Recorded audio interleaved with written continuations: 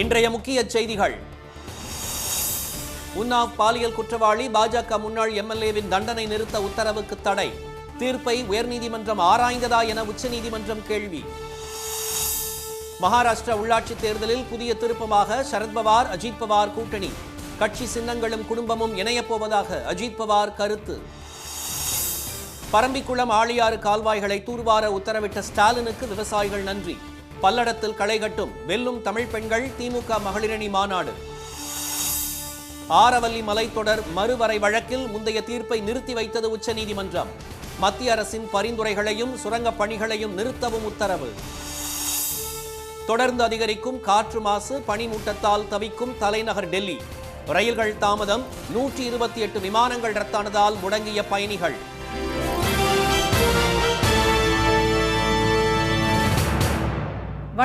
வணக்கம். உன்னாவ் பாலியல் வழக்கில் குற்றம் சுமத்தப்பட்ட பாஜக முன்னாள் எம்எல்ஏ திரு குல்தீப் செங்காருக்கு விதிக்கப்பட்ட ஆயுள் தண்டனையை நிறுத்தி வைத்த டெல்லி உயர்நீதிமன்றத்தின் உத்தரவுக்கு உச்சநீதிமன்றம் தடை விதித்துள்ளது. கடந்த 2017ஆம் ஆண்டு உத்தரப்பிரதேச மாநிலம் உன்னாவ் மாவட்டத்தைச் சேர்ந்த 17 வயது இளம்பெண்ணை கடத்தி பாலியல் வன்கொடுமை செய்த வழக்கை விசாரித்த சிபிஐ சிறப்பு நீதிமன்றம் கடந்த 2019ஆம் ஆண்டு திரு செங்காருக்கு ஆயுள் தண்டனை விதித்து தீர்ப்பளித்தது. சிறுமியின் தந்தை மர்மமான முறையில் உயிரிழந்த வழக்கில் தனியே 10 ஆண்டுகள் சிறை தண்டனையும் விதிக்கப்பட்டது. இந்த தண்டனையை எதிர்த்து தொடரப்பட்ட மேல்முறையீட்டு வழக்கை விசாரித்த டெல்லி உயர்நீதிமன்றம் பாஜக முன்னாள் எம்எல்ஏவுக்கு விதிக்கப்பட்ட ஆயுள் தண்டனையை கடந்த 23ஆம் தேதி தற்காலிகமாக நிறுத்தி வைத்ததுடன் அவரை நிபந்தனை ஜாமீனில் விடுவித்தது. இது நாடு முழுவதும் பெரும் கொந்தளிப்பை ஏற்படுத்திய நிலையில் டெல்லி உயர்நீதிமன்ற தீர்ப்பை எதிர்த்து பாதிக்கப்பட்டவர் மற்றும் சிபிஐ தரப்பில் உச்சநீதிமன்றத்தில் மேல்முறையீடு செய்யப்பட்டது. இந்த வழக்கை இன்று விசாரித்த தலைமை நீதிபதி திரு சூரியகாந்த் தலைமையிலான அமர்வு பொதுவாக இடைநிறுத்த உத்தரவுகள் பிறப்பித்த பிறகு அவற்றில் தலையிடுவதில்லை என்றாலும் குற்றவாளி மற்றொரு வழக்கில் சிறையில் இருப்பதால் இது அசாதாரணமான சூழ்நிலையாக உள்ளதாக கூறினர். ஆயுள் தண்டனை நிறுத்த உத்தரவில் பல்வேறு சட்ட கேள்விகள் எழுவதாக சுட்டிக்காட்டிய தலைமை நீதிபதி அமர்வு இந்திய தண்டனை சட்டம் பிரிவு 375 கீழ் உள்ள தண்டனையை உயர்நீதிமன்றம் ஆராய்ந்ததா என்பது குறித்த கவலை எழுவதாகவும் கூறியது. மேலும் போக்சோ சட்டத்தில் செய்யப்பட்ட திருத்தங்கள் தண்டனை அதிகரிப்பு தொடர்பானவை, புதிய குற்றத்தை உருவாக்க அல்ல என்றும் அவர்கள் தெரிவித்தனர். சிறந்த நீதிபதிகளும் கூட தவறுகளுக்கு ஆளாகக்கூடியவர்கள் என்ற நீதிபதிகள் நீதித்துறையை பொதுவில் அவமதிப்பதையும் மற்றும் சட்ட போராட்டங்களை வீதிகளுக்கு கொண்டு செல்வதை எச்சரிப்பதாக கூறினர். குற்றவாளி செங்காருக்கு விதிக்கப்பட்ட ஆயுள் தண்டனையை நிறுத்தி வைத்த உயர்நீதிமன்ற உத்தரவுக்கு தடை விதித்த தலைமை நீதிபதி அமர்வு சிபிஐ தாக்கல் செய்துள்ள மேல்முறையீட்டு மனு மீது 4 வாரங்களுக்குள் பதிலளிக்குமாறு நோட்டீஸ் அனுப்பவும் உத்தரவிட்டது. மகாராஷ்டிரா அரசியலில் புதிய திருப்பமாக உள்ளாட்சி தேர்தலில் திரு சரத்பவார் தலைமையிலான தேசியவாத காங்கிரஸ் கட்சியுடன் கூட்டணி வைக்க உள்ளதாக மாநில துணை முதலமைச்சர் திரு அஜித் பவார் அறிவித்துள்ளது பரபரப்பை ஏற்படுத்தியுள்ளது. 1999ஆம் ஆண்டு தேசியவாத காங்கிரஸ் கட்சி தொடங்கப்பட்டதில் இருந்து மகாராஷ்டிரா அரசியலில் பெரும் சக்தியாக விளங்கிய திரு சரத்பவாருடன் இணைந்து செயல்பட்ட அவரது சகோதரரின் மகனான திரு அஜித் பவார் 2023ஆம் ஆண்டு கட்சியை உடைத்து 11 எம்எல்ஏக்களுடன் பாஜக கூட்டணியில் சேர்ந்தார். பின்னர் தேசியவாத காங்கிரஸ் கட்சியையும் அக்கட்சியின் கடிகாரம் சின்னத்தையும் அவர் கைப்பற்றினார். திரு ஏக்நாத் ஷிண்டே, திரு தேவேந்திர பட்னவிஸ் தலைமையிலான அமைச்சரவையில் திரு அஜித் பவாருக்கு துணை முதலமைச்சர் பதவி வழங்கப்பட்டது. இந்நிலையில் மகாராஷ்டிராவில் 246 நகராட்சி, 42 நகர பஞ்சாயத்துகளுக்கு கடந்த டிசம்பர் 2 மற்றும் 20ஆம் தேதிகளில் 2 கட்டங்களாக தேர்தல் நடைபெற்றது. இந்த தேர்தலில் பாஜக, சிவசேனா, காங்கிரஸ் என அனைத்து கட்சிகளும் தனித்து போட்டியிட்டன. சில நகராட்சிகளில் மட்டும் பாஜக மற்றும் திரு ஏக்நாத் ஷிண்டேவின் சிவசேனாவும் கூட்டணி அமைத்து போட்டியிட்டன. இந்த தேர்தலில் பாஜக சிவசேனா கூட்டணி 200 இடங்களில் வெற்றி பெற்றது. இதையடுத்து அடுத்த மாதம் 15ஆம் தேதி மும்பை, புனே, நாக்பூர், நாசிக் உள்ளிட்ட 29 மாநகராட்சிகளுக்கு நடைபெறவுள்ள தேர்தலில் பாஜகவும் சிவசேனாவும் கூட்டணி அமைத்து போட்டியிடுகின்றன. இதனால் தனித்து விடப்பட்ட திரு அஜித் பவார் தனது சித்தப்பாவுடன் மீண்டும் சேர முடிவு செய்துள்ளார். பிம்ப்ரி சின்ச்வாட் மாநகராட்சி தேர்தலில் 2 தேசியவாத காங்கிரஸ் கட்சிகளும் இணைந்து போட்டியிட முடிவு செய்துள்ளதாக திரு அஜித் பவார் அறிவித்துள்ளார். பிம்ப்ரி சின்ச்வாட் பகுதியில் தேர்தல் பிரச்சார கூட்டத்தில் பேசிய அவர் தனது கட்சியின் சின்னமான கடிகாரமும் திரு சரத்பவாரின் கட்சி சின்னமாக கொம்புவும் இணைவதுடன் 2 குடும்பங்களும் இதன் மூலம் ஒன்று சேர உள்ளதாக தெரிவித்துள்ளார். கொங்கு மண்டல மக்களின் உயிர் நாடியான பரம்பிக்குளம் ஆழியாறு திட்ட பாசன கால்வாய்களை தூர்வார உத்தரவிட்டதற்காக முதலமைச்சர் திரு ஸ்டாலினுக்கு பிஏபி பாசன விவசாயிகள் நன்றி தெரிவித்துள்ளனர். திருப்பூர் மாவட்டம் பல்லடத்தில் திமுக மகளிரணி சார்பில் வெல்லும் தமிழ் பெண்கள் என்ற மாநாடு தற்போது நடைபெற்றுக் கொண்டிருக்கிறது. 2 லட்சம் பேர் பங்கேற்றுள்ள இந்த மாநாடு நாட்டுப்புற பாடகி சின்ன பொண்ணுவின் பாடல் நிகழ்ச்சியுடன் தொடங்கியது. தொடர்ந்து முழுக்க முழுக்க பெண்களை பங்கு பெறும் சிலம்பாட்டம், பறை இசை நிகழ்ச்சிகளும் அரங்கேறின.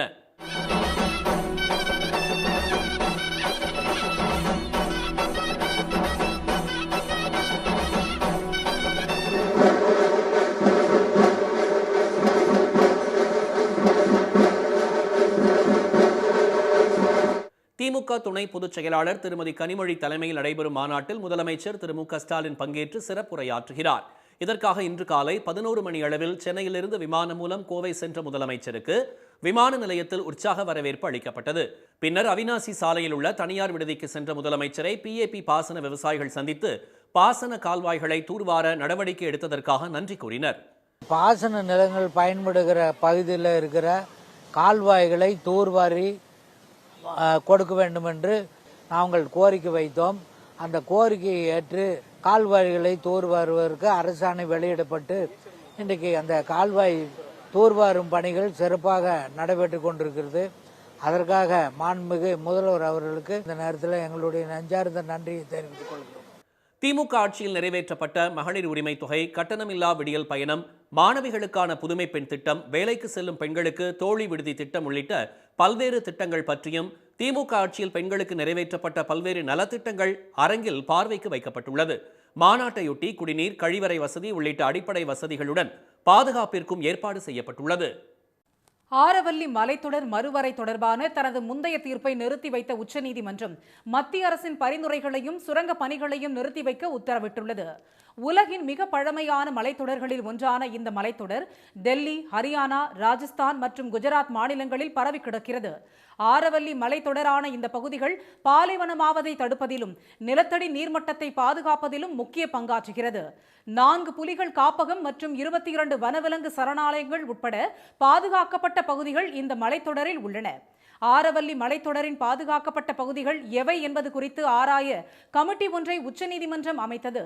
அந்த கமிட்டி கடந்த அக்டோபர் மாதம் தாக்கல் செய்த அறிக்கையில் சுற்றியுள்ள நிலப்பரப்பில் இருந்து குறைந்தபட்சம் 100 மீட்டர் உயரத்தில் அமைந்துள்ள மலைகளை மட்டுமே ஆரவல்லி மலை என அங்கீகரிக்க முடியும் என்றும் 500 மீட்டருக்குள் அமைந்திருக்கும் 2 அல்லது அதற்கு மேற்பட்ட மலைகளை மட்டுமே ஆரவல்லி மலைத்தொடர் என அழைக்க முடியும் என்றும் விளக்கம் அளித்தது. இதனை அப்போதைய தலைமை நீதிபதி திரு BR கவாய் தலைமையிலான அமர்வு ஏற்றுக்கொண்டது. ஆனால் இந்த வரையறை சுரங்க தொழில் மற்றும் கட்டுமான பணிகளுக்கு சாதகமாக இருப்பதாகவும் சுற்றுச்சூழலுக்கு பாதகமாக இருப்பதாகவும் சுற்றுச்சூழல் ஆர்வலர்கள் குற்றம் சாட்டினர். இந்நிலையில் ஆரவல்லி மலைத்தொடர் தொடர்பான வழக்கை இன்று மீண்டும் விசாரித்த தலைமை நீதிபதி திரு சூரியகாந்த், நீதிபதிகள் திரு JK மகேஸ்வரி, திரு AG மாஷி அமர்வு உச்சநீதிமன்றத்தின் முந்தைய தீர்ப்பை நிறுத்தி வைத்தனர். மத்திய அரசின் பரிந்துரைகள், சுரங்கப் பணிகள், கட்டுமான பணிகளுக்கும் தடை விதித்த நீதிபதிகள் ஆரவல்லி மறுவரை குறித்து ஆராய புதிய குழு அமைக்க உத்தரவிட்டு விசாரணையை ஜனவரி 21ஆம் தேதிக்கு ஒத்திவைத்தனர். டெல்லியில் கடும் காற்று மாசு மற்றும் கடும் பனிமூட்டம் காரணமாக சாலை, விமான மற்றும் ரயில் போக்குவரத்து பாதிக்கப்பட்டுள்ளது. தலைநகர் டெல்லியில் கடந்த 3 மாதங்களாக காற்று மாசின் அளவு தொடர்ந்து அதிகரித்து வருகிறது. இன்று காலை ஆனந்த் விஹாரில் அதிகபட்சமாக காற்று மாசின் அளவு 458ஆக பதிவானது. சாந்தினி சவுக், ஜஹாங்கிபுரி, அசோக் விஹார், முன்கா, நரேலா உள்ளிட்ட 22 இடங்களில் காற்று மாசின் அளவு 400க்கும் அதிகமாக இருந்தது. இதனால் கடும் பனிமூட்டம், காற்று மாசு காரணமாக சாலைகளில் 100 மீட்டர் தூரத்திற்கு எதிரே வரும் வாகனங்கள் தெரியாத நிலை ஏற்பட்டது. இதனால் வாகன ஓட்டிகள் கடும் சிரமத்திற்கு உள்ளாயினர்.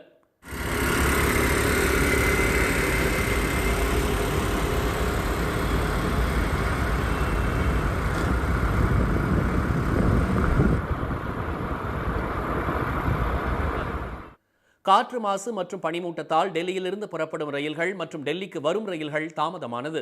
2 ரயில்கள் ரத்து செய்யப்பட்டன. இதனால் கடும் குளிரில் ரயில் நிலையத்தில் பயணிகள் முடங்கும் நிலை ஏற்பட்டது. இதேபோல 128 விமானங்கள் ரத்து செய்யப்பட்டன. 8 விமானங்கள் திருப்பி விடப்பட்டன.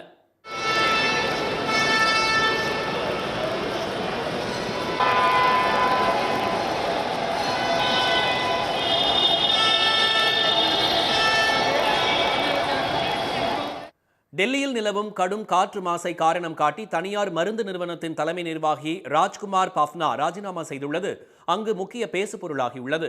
இதனிடையே வட மாநிலங்களில் கடும் குளிர் வாட்டி வருவதால் சாலைகளில் தீமூட்டி மக்கள் குளிர்காயும் நிலைக்கு தள்ளப்பட்டுள்ளனர். ஜம்மு காஷ்மீர், உத்தரப்பிரதேசம், அசாம், மத்திய பிரதேசம், மகாராஷ்டிரா, ராஜஸ்தான் உள்ளிட்ட மாநிலங்களில் பனிமூட்டம் மற்றும் கடும் குளிர் காரணமாக மக்களின் இயல்பு வாழ்க்கை கடுமையாக பாதிக்கப்பட்டுள்ளது. சேலத்தில் நடந்த பாமக பொதுக்குழு மற்றும் செயற்குழுவில் பேசிய டாக்டர் ராமதாஸ் தனது மகன் திரு அன்புமணி ஈட்டியை வைத்து முதுகில் குத்தி விட்டதாக கண்ணீர் விட்டு அழுததால் பரபரப்பு ஏற்பட்டது. பாமகவில் தந்தை மகனுக்கு இடையிலான மோதலால் இரு குழுக்களாக பிரிந்த நிர்வாகிகளும் தொண்டர்களும் செயல்பட்டு வருகின்றனர். இந்நிலையில் சேலத்தில் டாக்டர் ராமதாஸ் தலைமையில் இன்று பாமக பொதுக்குழு மற்றும் செயற்குழு கூட்டங்கள் நடைபெற்றன. கூட்டத்தில் கட்சியின் செயல் தலைவரும் டாக்டர் ராமதாஸின் மகளுமான திருமதி ஸ்ரீகாந்தி பேசுகையில், திரு அன்புமணி பாமகவிற்கும் டாக்டர் ராமதாஸிற்கும் துரோகம் செய்துவிட்டதாக குற்றம் சாட்டினார். டாக்டர் ராமதாஸ் இல்லாத பாமக பிணத்துக்கு சமம் என்று விமர்சனம் செய்த அவர் RSSின் அடிமைகள் என அன்புமணி தரப்பை கடுமையாக சாடினார்.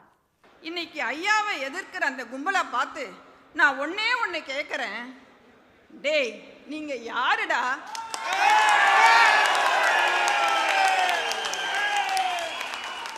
உங்களுக்கு என்னடா தகுதி இருக்கு ஐயாவை கேள்வி கேட்க?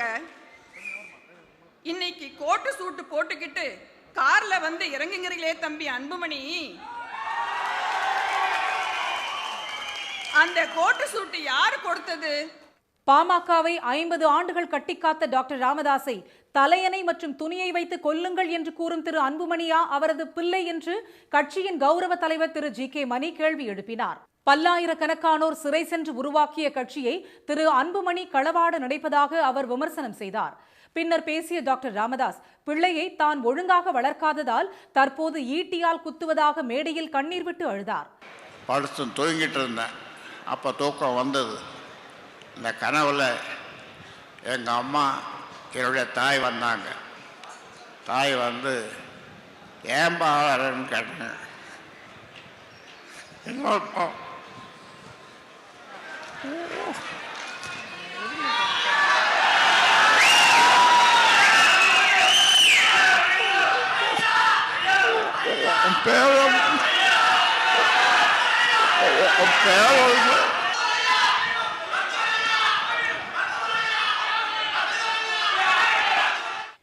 தூக்க மாத்திரை போட்டாலும் தூக்கம் வரவில்லை என்று கூறிய டாக்டர் ராமதாஸ் வரும் சட்டப்பேரவை தேர்தலில் வெற்றி பெறும் அளவுக்கு நல்ல கூட்டணி அமைக்கப்படும் என்றார். பசுமை தாயகம் அமைப்பின் தலைவர் பதவியில் இருந்து திருமதி சௌமியா அன்புமணி நீக்கப்பட்டதாகவும் புதிய தலைவராக திருமதி ஸ்ரீகாந்தி நியமிக்கப்படுவதாகவும் அவர் அறிவித்தார். கூட்டத்தில் கூட்டணி குறித்து முடிவெடுக்க டாக்டர் ராமதாஸுக்கு அதிகாரம் வழங்குதல், கல்வி, வேலைவாய்ப்பில் வன்னியர்களுக்கு 10.5% உள் இடஒதுக்கீடு வழங்க வேண்டும் என்பன உள்ளிட்ட 27 தீர்மானங்கள் நிறைவேற்றப்பட்டன. சாதியவாதிகளும் சாதிய சங்கத்தினரும் சமுதாயத்தை பின்னோக்கி இழுத்துச் செல்வதாக திராவிடர் விடுதலைக் கழகத்தின் தலைவர் கொளத்தூர் திரு மணி குற்றம் சாட்டியுள்ளார். சாதிய தீண்டாமைக்கு எதிராக தமிழ்நாடு அரசு நடவடிக்கை எடுக்க கோரி கோவை மாவட்ட ஆட்சியர் அலுவலகம் அருகே திராவிடர் விடுதலைக் கழகத்தினர் இன்று ஆர்ப்பாட்டத்தில் ஈடுபட்டனர். மாநிலம் முழுவதும் இளைஞர்கள் மத்தியில் சாதிய சிந்தனைகள் மேலோங்கி வருவதாக குற்றம் சாட்டிய அந்த அமைப்பினர் நடவடிக்கை எடுக்க மறுக்கும் அதிகாரிகளை கண்டித்து முழக்கங்களை எழுப்பினர். சாதிய கொடுமைகளுக்கு எதிராக பதாகைகளை கையில் ஏந்திய ஆர்ப்பாட்டக்காரர்கள் தமிழ் சமுதாயம் முன்னேற வேண்டுமென்றால் சாதிய சிந்தனை முழுமையாக ஒழிக்கப்பட வேண்டும் என வலியுறுத்தினர். பின்னர் செய்தியாளர்களிடம் பேசிய திராவிடர் விடுதலைக் கழகத்தின் தலைவர் கொளத்தூர் திருமணி, கள்ளச்சாராயம் விற்பவர்கள், கந்துவட்டிக்காரர்கள் ஆகியோர் கல்லூரிகள் மூலம் சாதி சங்கங்களை நடத்தி வருவதாக குற்றம் சாட்டினார். வளர்ச்சியும் முன்னேற்றமும் நடந்து கொண்டிருக்கிற இந்த சமுதாயத்தில் ஜாதியவாதிகளும் ஜாதி சங்கத்தாரும் சமுதாயத்தை பின்னோக்கி இழுத்து செல்வதற்கான பல நடவடிக்கையில் ஈடுபட்டிருக்கிறார்கள்.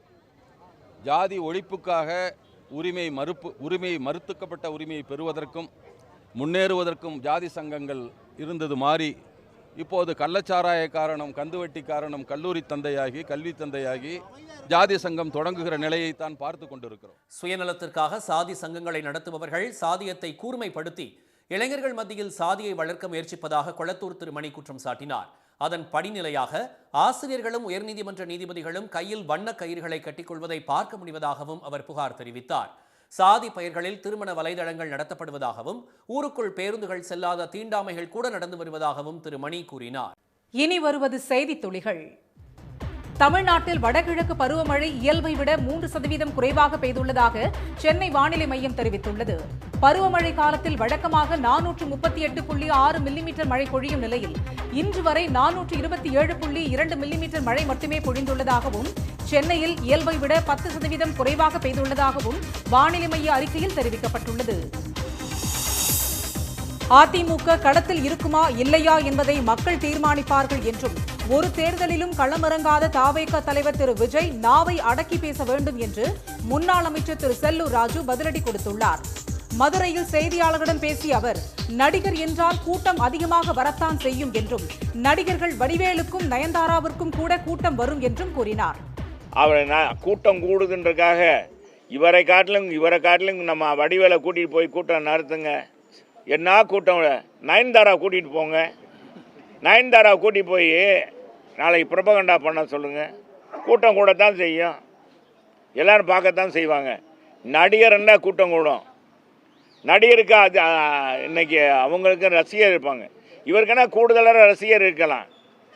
இதை நேற்று கூட அவர் சூசமாக சொல்லிட்டார் மலேசியாவில், நான் சினிமாவில் தொடரணுமா தொடர வேண்டாமா அப்படின்ட்டு அவரே கேட்குறாரு மக்கள்.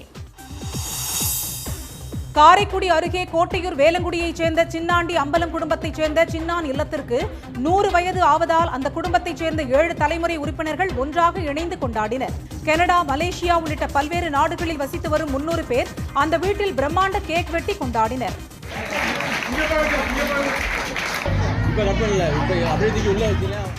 தஞ்சை ஓவியங்கள், பர்மா தேக்கு கதவுகள், பெல்ஜியம் கண்ணாடி, ஜப்பான் டைல்ஸ் என ரசனையோடு உருவாக்கப்பட்ட இந்த நூற்றாண்டு இல்லத்தை குடும்ப உறுப்பினர்கள் அனைவரும் இணைந்து பராமரித்து வருகின்றனர்.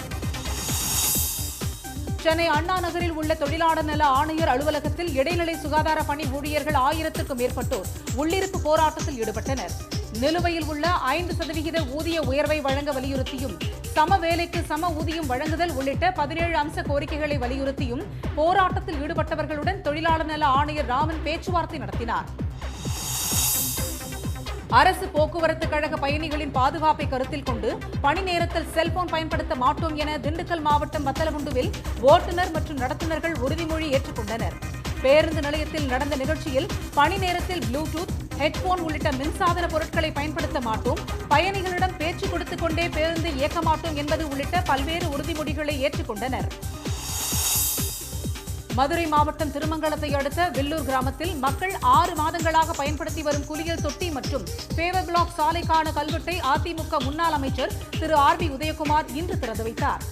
சட்டமன்ற உறுப்பினர் மேம்பாட்டு நிதியில் இருந்து கட்டப்பட்ட இந்த பணிகள் முடிந்து மக்கள் பயன்பாட்டில் உள்ள நிலையில் திடீரென இன்று கல்வெட்டை திறந்து வைத்து இனிப்பு வழங்கினார். ஆவினில் மிளகு கலந்த பிஸ்கெட், கருவேப்பிலை கலந்த பிஸ்கெட் என 2 புதிய ரகங்கள் விரைவில் அறிமுகமாக உள்ளன. ஆவின் நிறுவனம் மூலம் பால், தயிர், பிஸ்கெட், மோர், இனிப்பு, கார வகைகள் விற்பனை செய்யப்பட்டு வரும் நிலையில் கடந்த ஆண்டை காட்டிலும் அவற்றின் விற்பனை அதிகரித்துள்ளதால் பொதுமக்கள் பயன்பெறும் வகையில் மேலும் 2 வகையான பிஸ்கெட்டுகளை அறிமுகப்படுத்த முடிவு செய்யப்பட்டுள்ளது. தென்காசி மாவட்டம் சங்கரன்கோவில் அருகே 30 ஆண்டுகளுக்கு பிறகு அரசு பள்ளி முன்னாள் மாணவர்கள் குடும்பத்துடன் சந்தித்து மகிழ்ந்தனர். வீரசிகாமணி கிராமத்தில் உள்ள அந்த பள்ளியில் 1995ஆம் ஆண்டு 10ஆம் வகுப்பு படித்த பழைய மாணவர்கள் அதே பள்ளி வளாகத்தில் இன்று கூடினர். அப்போது ஆசிரியர்களிடம் பெரும்படி வாங்கி மகிழ்ந்த அவர்கள் தங்கள் குடும்பத்தினரை ஒருவருக்கொருவர் அறிமுகம் செய்தனர். இன்றைய வர்த்தக முடிவில் மும்பை பங்குச்சந்தை குறியீட்டு எண் சென்செக்ஸ் 346 புள்ளிகள் குறைந்து 84,695 புள்ளிகளாக இருந்தது. தேசிய பங்குச்சந்தை குறியீட்டு எண் நிப்டி 100 புள்ளிகள் சரிந்து 25,942 புள்ளிகளாக நிறைவடைந்தது.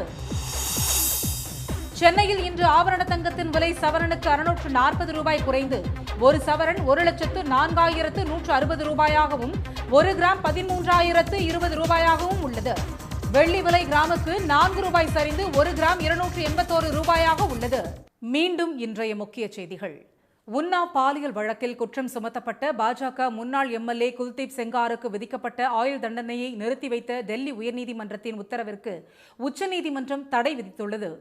கொங்கு மண்டல மக்களின் உயிர் நாடியான பரம்பிக்குளம் ஆழியாறு திட்ட பாசன கால்வாய்களை தூர்வார உத்தரவிட்டதற்காக முதலமைச்சர் ஸ்டாலினுக்கு PAP பாசன விவசாயிகள் நன்றி தெரிவித்துள்ளனர்.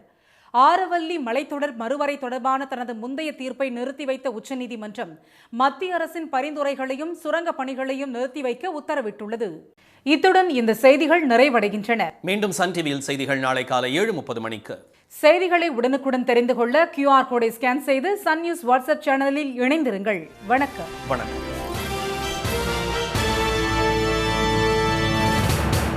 உடனுக்குடன் செய்திகளை தெரிந்து கொள்ள சன் நியூஸ் பெல் ஐகானை கிளிக் பண்ணுங்க.